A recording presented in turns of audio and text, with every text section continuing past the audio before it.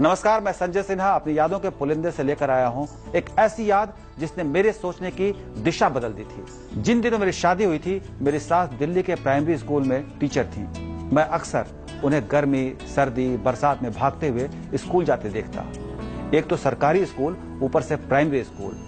मैं बहुत बार सोचता कि एक प्राइमरी स्कूल में अगर टीचर समय पर ना भी पहुंचे तो कौन सा तूफान आ जाने वाला है। एक आध दफा तो मैं उनके घर गया होता और वो मेरे जागने से पहले ही स्कूल जा चुकी होती। डाइनिंग टेबल पर मेरे लिए आलू के पराठे, लस्सी, चटनी सब ताजा बनाकर वो सुबह सुबह स्कूल चली जाती थी और दोपहर में घर आती। एक तो ससुराल, दूसरे पंजाबी ससुराल। मेरे पल्ले आज तक ये बात नहीं पड़ी कि पंजाबी लोग तले हुए पराठे के ऊपर मक्खन क्यों लगाते हैं।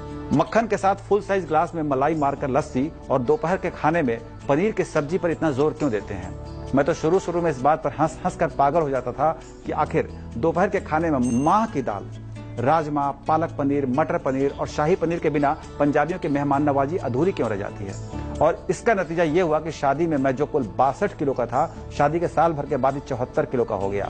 लगने को तो दिल्ली वालों को पानी भी लग जाता है, मैं तो सीधे सीधे ससुराल का घी पी रहा था। खैर, आज की कहानी ससुराल की सेवा गाथा नहीं सुना रहा। आज कहानी का सारांश इस तरह है कि मेरी सास बिना नागा किए, देर किए रोज स्कूल पहुंच जाती थी। उस सरकारी स्कूल में जिसे सरकार भी सीरियसली नहीं लेती थी। जिस स्कूल को स्कूल का चपरासी तक सीरियसली ना लेता हो, उस स्कूल में मेरी सास ने कभी बिन बताए छुट्टी नहीं ली, कभी देर से नहीं पहुंची। एक दिन अपनी सास को मैंने बताया कि मेरे स्कूल में ओम प्रकाश मास्टर कई बार नहीं आते थे तो कोई एक्शन नहीं लिया जाता था। फिर आप प्राइमरी स्कूल के बच्चों की पढ़ाई को इतनी गंभीरता से क्यों लेती हैं? एक आध दफा देर हो जाए तो कौन सा पहाड़ टूट पड़ेगा। वैसे भी सरकारी स्कूल में कौन सी पढ़ाई होती है जो इतनी माथापच्ची की जाए। मेरी सास ने मेरे सवाल का जवाब देने से पहले मुझसे सवाल किया। उन्होंने कहा कि बेटा ये बताओ कि उस ओम प्रकाश मास्टर के बच्चे अब क्या करते हैं। मैंने दिमाग पर बहुत जोर डाला। फिर मैंने बताया कि उनके बच्चे क्या कर रहे हैं ये तो नहीं पता, लेकिन उनकी बड़ी बेटी 10वीं तक ही पढ़ाई कर पाई थी। फिर उसकी पढ़ाई छूट गई।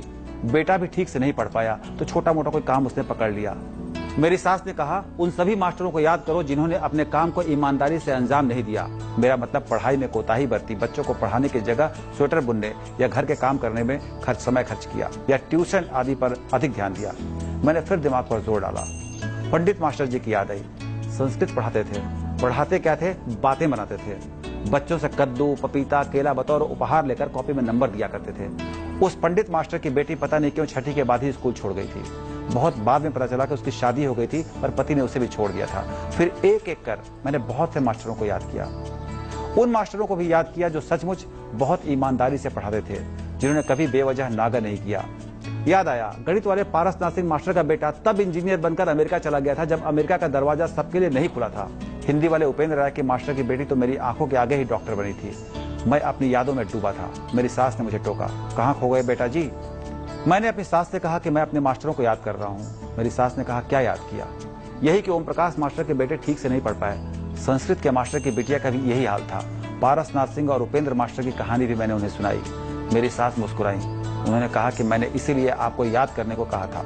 जो मास्टर बच्चों के भविष्य से खिलवाड़ करता है, दरअसल किस्मत उसके साथ खिलवाड़ कर देती है। जिन बच्चों को स्कूल में पढ़ने के लिए भेजा जाता है या जो बच्चे स्कूल में सिर्फ पढ़ने के लिए आते हैं, उन्हें ईमानदारी से पढ़ाना चाहिए।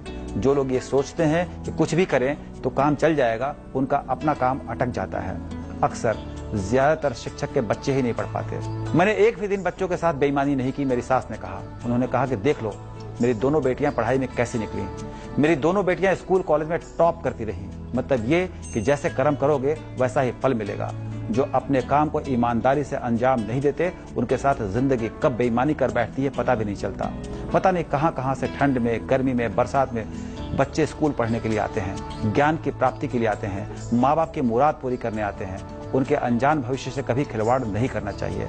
मेरी सास ने कहा कि बेटा जी, आपके सवाल का जवाब इतना ही है कि मैं हर रोज समय पर स्कूल सिर्फ इसलिए जाती हूँ ताकि किसी बच्चे की उम्मीदें अधूरी ना रह जाएं, ताकि मेरे बच्चों के भविष्य के साथ कोई मास्टर या मास्टरनी खिलवाड़ न करे।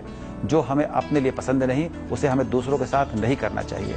काम वही सफल होता है जो पवित्र भाव से, संपूर्ण मनोयोग से किया जाता है। मैं स्कूल समय पर जाती हूँ ताकि जो पैसा घर आए वो तन और मन दोनों को लगे। अपनी सास की बात को सुनकर मुझे याद आया कि मेरे पिताजी भी मुझसे कहते थे कि पैसा कितना कमाया इससे ज्यादा महत्वपूर्ण है पैसा कैसे कमाया है। ये जिंदगी की छोटी छोटी बातें हैं, लेकिन बहुत ही उपयोगी बातें हैं, बहुत ही उपयोगी जानकारी है। मैं ऐसी यादों को जिंदा रखता हूं क्योंकि हर कदम पर इनकी जरूरत होती है। आज के लिए इतना ही। कल फिर आऊंगा यादों के पुलिंदे से कुछ खास स्पेशल लेकर। तब तक के लिए मुझे विदा दीजिए। नमस्कार।